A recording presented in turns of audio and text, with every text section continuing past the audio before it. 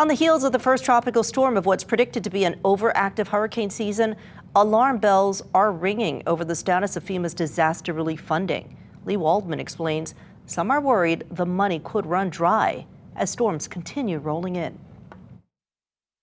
Summer has just started, but we've already seen extreme heat, wildfires, and the first named storm of the season, Alberto. These disasters are impacting millions, and now some lawmakers are expressing their concerns that federal disaster relief funding could run out when it's needed the most. Along the Texas coast, Tropical Storm Alberto brought torrential rains and storm surge. Despite wind damage and flooding, some are counting themselves lucky it wasn't worse. I mean, in some ways, maybe this is good, because obviously this problem was going to happen eventually anyway.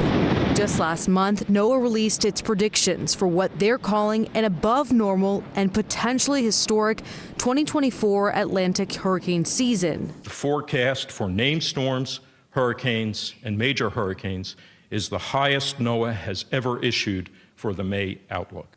With that on the forecast, Florida Senators Rick Scott and Marco Rubio sent this letter to the FEMA administrator expressing their concerns about access to dollars aimed to help people impacted by these storms.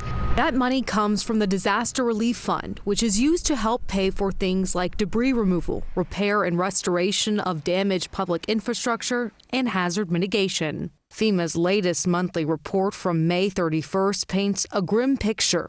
Latest predictions show a majors balance deficit of over $1.7 billion by August, jumping to more than $6.8 billion by September. In a statement, a FEMA spokesperson stated the agency is working to ensure sufficient funding. We asked the FEMA spokesperson if they've issued a response to the letter issued by Scott and Rubio. They only said they're in receipt of the letter and it's currently under review. It's important to note that the majors balance deficit was released before the wildfires destroyed approximately 1,400 structures in New Mexico. There's no telling at this point how that could impact the disaster relief funding. In New York, I'm Lee Waldman.